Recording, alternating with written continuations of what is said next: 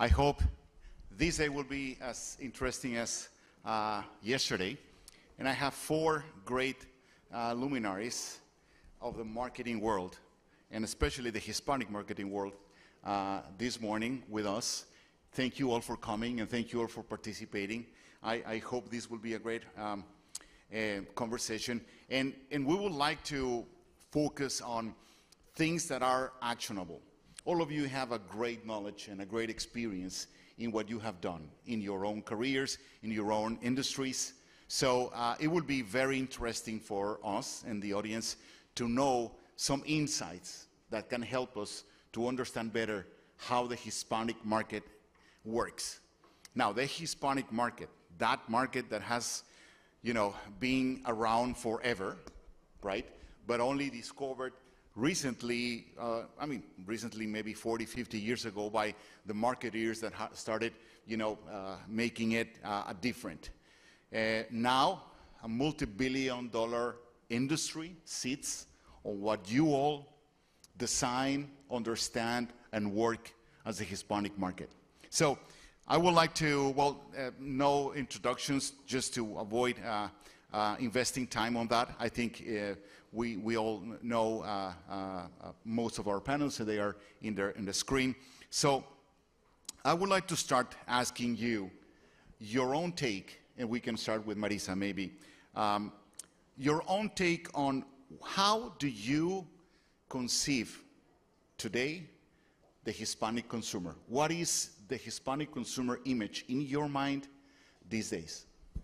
Well, thank you. And first of all, it is a pleasure to be here with you all. I will tell you, to me, in just a few words, the Hispanic consumer is the most powerful, the most important consumer for any business, whether it's corporate, whether it's media, and now whether it's sports.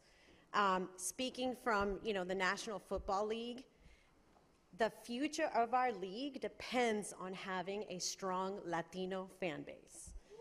And so that is, to me, there's so many things we can talk about the Hispanic consumer, but the most important is to know that they are the future of any business and the most powerful, both to your bottom line and to making a purpose for the community today. David? Let's go Mets! Always nice to hear Met people. Thank you very much. We'll get you 2 tickets for opening day, whenever that may be. I would agree with, good morning, everybody. It's great to be here. Thanks for having me, Claudia. I would completely agree with that. I think, in our position at the Mets, we're a local brand that has international implications to it. But when you think about the local brand, we can think extremely geo-targetedly as it relates to the borough of Queens, the most diverse borough in the most diverse city on the planet. And in that most diverse borough, the Hispanic population over-indexes. And with our sport, a little bit different from yours, Marisa, is that our players, a third of the players on our roster are Latin American, predominantly Puerto Rican, Dominican, Panamanian, Mexican, Venezuelan. Totally different cultures unified by language. And sitting here yesterday for part of the discussion, I kept on hearing the words together, together, together, juntos, juntos, juntos. And that is something that we at the Mets, we launched the campaign with Claudia, Steve, and Michelle and their colleagues at Hispanic Star last year that said the word juntos. And it is the organization being on the same playing field, asking questions, listening, inviting, and welcoming. And that's the way we're going to get to increasing our bottom line going forward and really dominating not just the Queens market, but the tri-state area. Good. Thank you. Okay, so we had NFL, Mets, and just to paraphrase Monica, soccer mom, Latina soccer mom. Football mom, football, both footballs.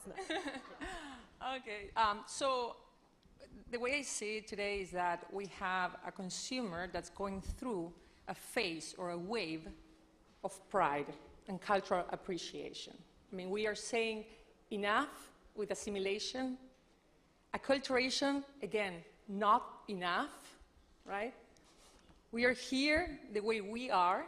We want to be seen. Claudia said it. Like, we want to be seen. We want to be heard.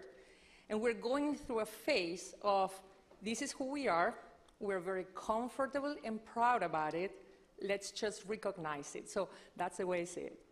All right. And Pedro. Thank you. I would say that I think you're right. The market has evolved in an interesting way. For a long time, I feel like the Hispanic market has suffered from an undeserved inferiority complex. And it's time.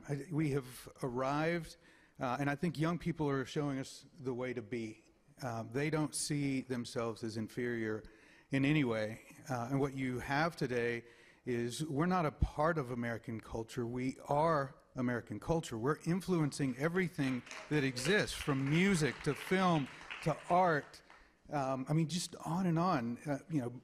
You've got, in the movie theaters right now, you have Encanto, you had Coco, you've had The Heights, Hamilton, on and on. Music is a whole other thing. Spanish language music being heard on English language media means this is our country, and so the market is in a very different space than it was 10 years ago. Now, we have some hints here. Key relevance, united by language. What you said is also really important because that is giving us, and what Pedro is saying, this market is complex. And it's, ages across, plus ethnicities here, and many other things. So I want to go back to say, okay, what are your takes? What are your hints? Those key elements that only the Hispanic market has, that you understand, that are basic, importantly, and paramount to communicate with this market. This market gives the Latino community the power that everybody says, right? This is I don't know how many, the $1 trillion power of purchase power of the Latinos. You are the ones communicating with that market. This is the power. So again, what are those hints in this market that are not present in the others that can help all of us that want to understand this market as a consumer market, you see? Marisa, again. Well, first of all, there's many layers. We can talk for days about the layers of the market. The way that I approach it is, well, first and foremost, you need, and Monica said it, you need representation, right? Latinos need to see themselves in your work, and that's the table stakes. We have some work to do at the league. Only 2% of our players are Latino, so we have some work to do. But they need to see themselves in the work. So that's first. But then secondly is you need to not just have representation, but cultural relevance. And what are the cues that are so important to our Latinos? We all know family connection, coming together. All of these things need to be reflected in the sport, in the initiatives, in how we reach out. And I think very, very important, not just music, entertainment, sports, all of these things that are important to us, but as Latinos, we don't just want to see ourselves progress, we want to see our community progress. We want to see all of us progress together. And corporations, sports teams, sports leagues, everyone, media has to understand that, because the purpose side of what we do is just as important as the advertising side of what we do. So when you combine representation, really telling the stories of our culture and purpose and giving back to the community, that is the formula, I think, to engage Latinos in the future. That's an excellent point, excellent point. David, you mentioned language shared. What else do you see there for this market that is a hint? Well, I think it's not just the written word or the spoken word or the visual representation.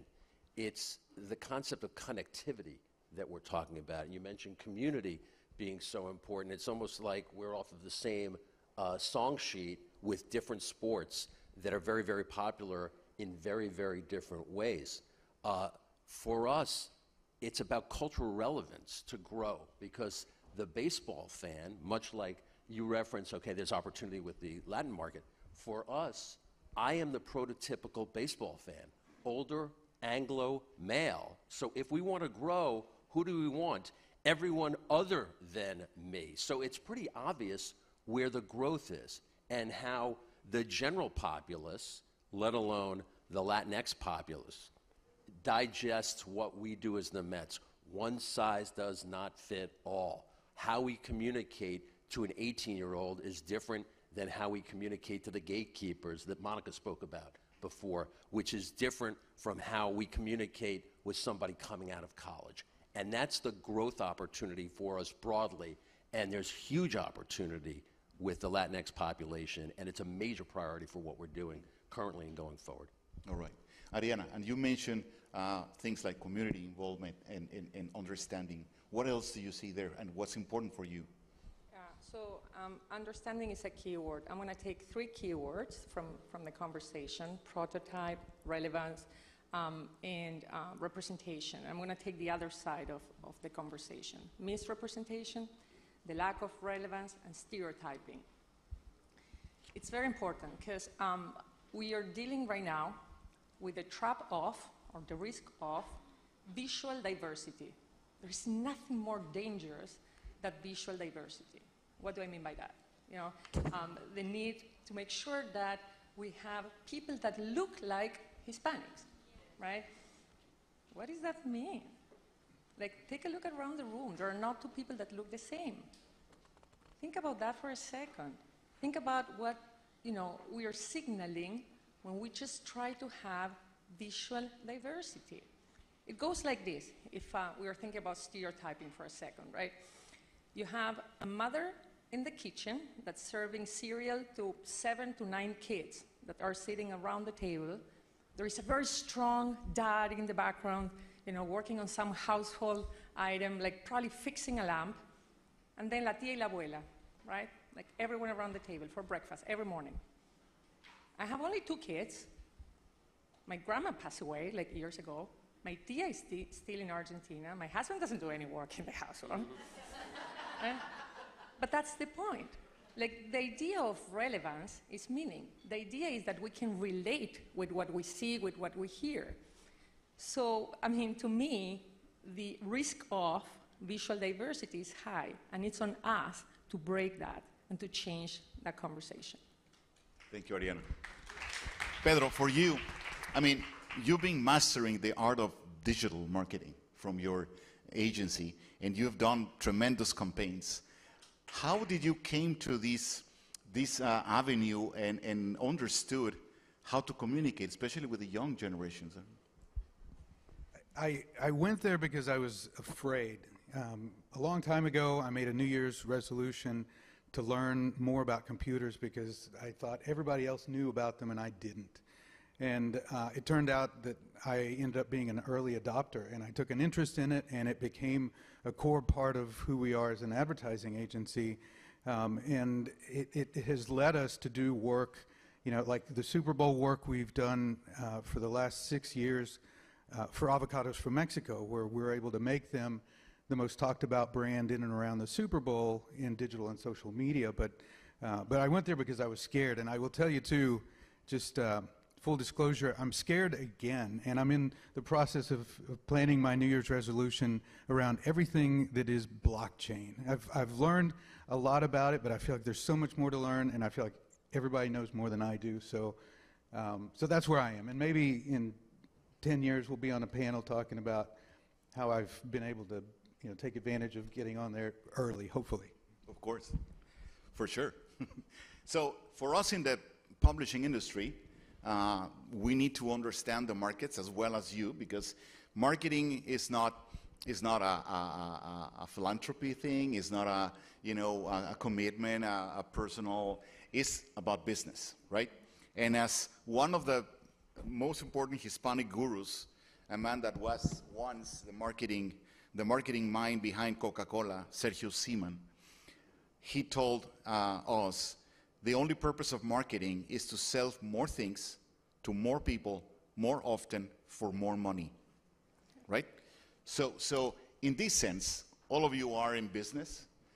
How do you see the future? What are the lessons or the things that you are starting to assimilate, like Pedro just mentioned, that are going to be key for your campaigns, for your strategies, going into the future for this market, who everybody has said is the future of America and is going to be the most important one in the world and blah, blah, blah. I want to say Sergio was wrong. Yeah. I don't think there is no, you can do right and make a profit at the same time. And in fact, that's what consumers expect today. You know, Richard Edelman was up here yesterday talking about how important a brand's values are to making brand decisions. 55% of Hispanics are more likely to choose a brand if they agree with your values. And so it's not an either or. No, of course not. The phrase is very simple. It's sell more things to more people, more often, for more money. That doesn't mean if it's wrong or right or it's, lack of humanity, or it's just that, as simple. So, I would contend that it doesn't start with consumption. Consumption is the last piece, whether it's the Latinx population or the population at large. It starts with context, understanding who you're trying to reach. Again, asking, engaging, listening. Then it comes to what that concepting is. And for us that are in the live entertainment space or the sports or entertainment space, you've got a game a week for each club. We've got 81 games. That engagement has to go well beyond that one game. What was myopically looked at, making money by selling tickets, is a really narrow way to look at a business over a course of 365 days a year. Then it's content, then it's connection of that content, which you only do by learning and listening about people, and then it leads to consumption. all right. And here's why I disagree with that statement as well. When you think about the bottom line and the real business case, it's about the lifetime value of a consumer.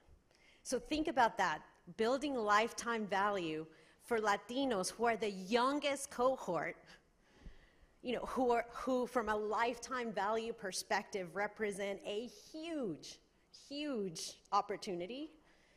How do you engage with someone for a lifetime? It isn't about selling them stuff all the time and expecting them to, you know, pay you with your wallet.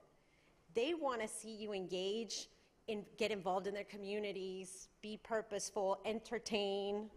All of these things are beyond consumption of a product. So I think that statement, maybe in its time, right? It was probably right in its time. I think, you know, we talked about it. Our community has evolved so much. I think, Claudia, you said it, and I loved how you said, and it was about Latinas, but I think it's about the whole community, how we are demanding now. We're not just going to be talked to or advertised to. We demand to be engaged and entertained. We demand to be seen. We demand our stories to be told. We demand for our communities to be taken care of. So I think that's the future of engagement in marketing. Marisa. Yeah, I'm about to viscerally react to that. I just want to make sure that I understood that right. Would you mind reading that again? Yes. It's very simple. The only purpose of marketing is to sell more things to more people, more often, for more money. And let me tell you, he did it from Coca-Cola. And Coca-Cola has a very high relevance for Latinos, and they love this brand. Yeah, This doesn't mean that you are purposeless or heartless, but this is a business proposition. Yeah, well, so here's my reaction. I mean, our job in marketing is for sure not to make people want things, but to make more of those things that people already care and want, right? Which is a different way of looking at this.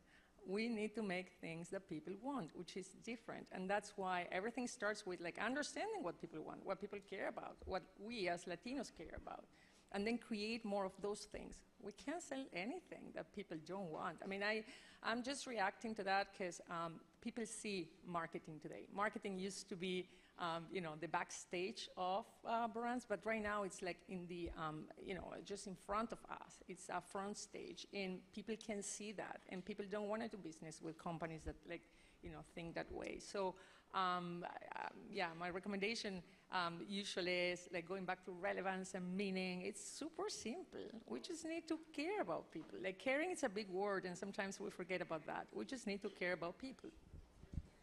What do you think, Pedro? Well, I agree. We recently launched a tool called the Brand Inclusivity Performance Index. And it's a tool with 5,600 brands in it with lots of different data coming from different sources that measures things like a brand's involvement in diversity, equity, and inclusion within their companies, a brand's financial commitment to serving underrepresented communities, as well as things like how much they advertise in culture or in language, whether they hire diverse agencies, whether the creative is more than just a translation. And we even take into account their current customer composition. So what percentage of their customers is multicultural in one way or another, and it gives them a score. But I think it really it becomes a sum of the whole, right? Not necessarily looking at how much are we spending in advertising and how much is that returning to us, but how much are we committing to this community. So I want brands to go beyond just reaching out to the Hispanic consumer so that they will buy their products. Quit looking at us as consumers. Brands need to look at us as beloved members of their brand communities, and I think when they do that, they will win. All right. So we have 8, almost 9 minutes more. I want to go back to try to get some hints for the future. You are experts. You have read the data. You know the data. You analyze the data every single day in your office to plan for strategies.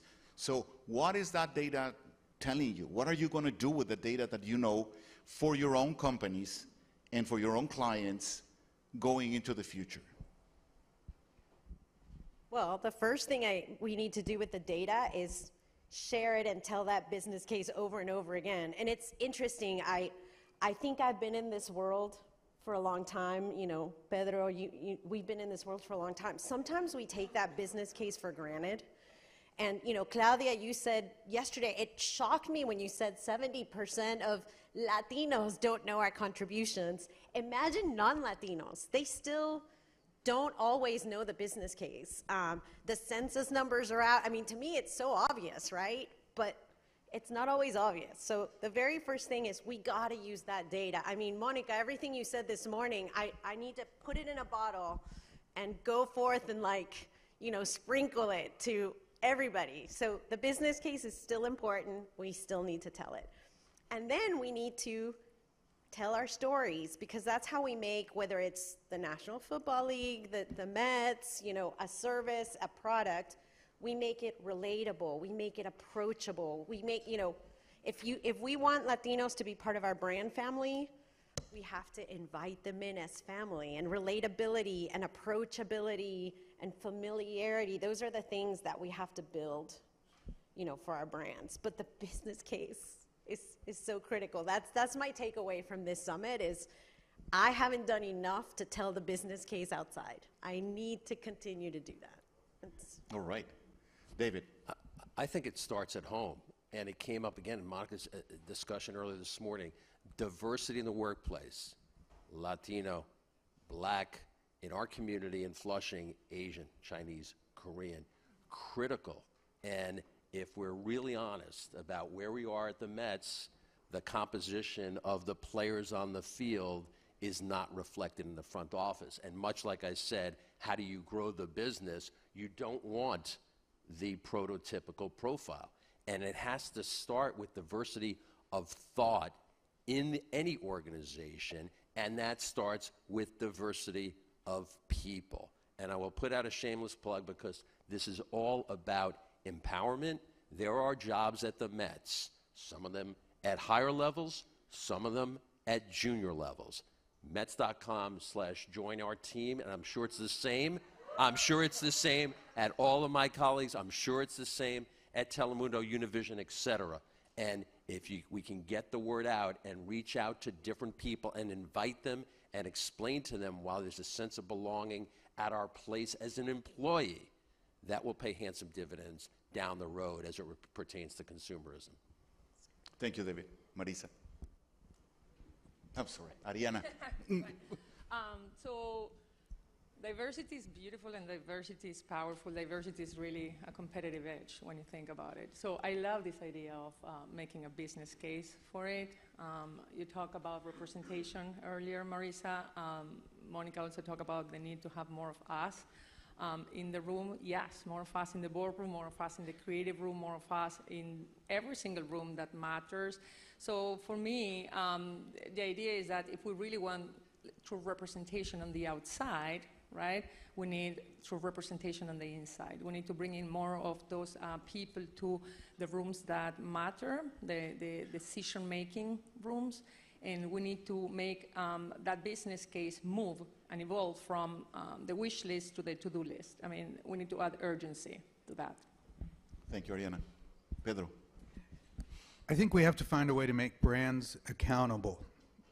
Brands have made verbal commitments to increasing spending in Black community, and they've made commitments to increase their spending in the Hispanic community, and a lot of times they don't live up to those commitments. And that we have to, again, get past our inferiority complex. We have to not be apologetic about demanding that they live up to those commitments.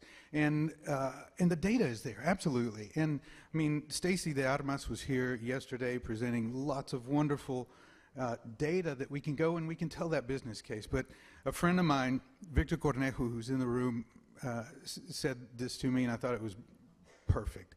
If you need another study to justify investing in the Hispanic community is not the problem. You're the problem. And we have to get past that. Yeah. Now, well said. Now, in the minutes that we have left, what, in your impression, do you think the Hispanic market is enough researched? Do we have enough data from the Hispanic consumers to do what we need to do in all the different areas? Or do we need more? Marisa, do you want to, or David, sorry, if you want to start? I think you have to just ask the question. That will determine whether you have enough. And I don't think that the question is asked as to what do we have? What do we know? And if you're asking that question, you clearly don't have enough. And until you do have enough to make educated, data-based recommendations and decisions, you're not playing at the top of your game. Marisa? Yeah, personally, I think we have more than enough data. I'm drowning in data.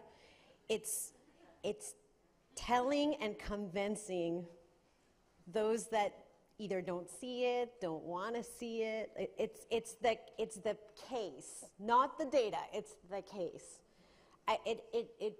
For us, we're all in the room. It's like I said, it's so obvious to me. It is not obvious to others, and so.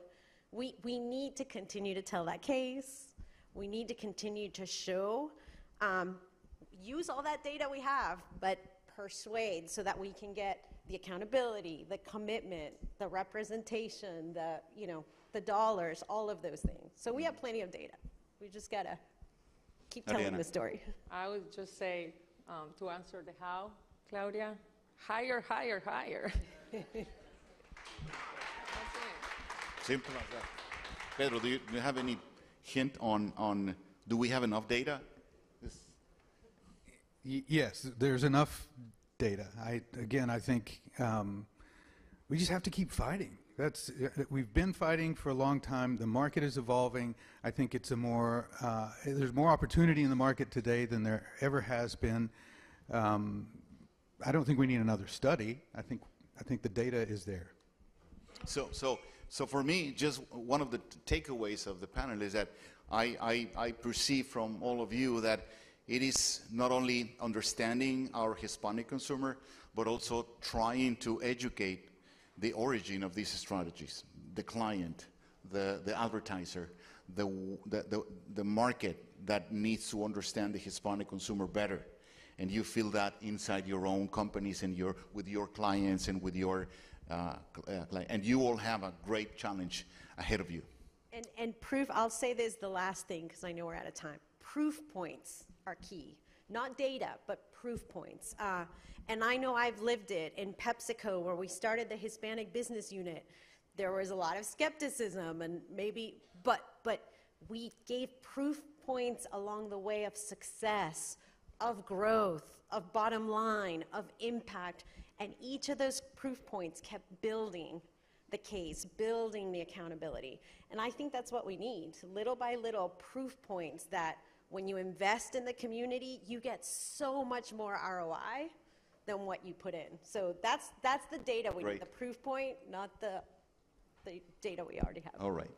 Well, thank you. I just knew from Claudia that from now on, every second you go over is $1 per each of us. So we better continue. So, no, but thank you very much, Marisa, David, Ariana, Pedro. Thank you, Jorge. You're great people. Thank you.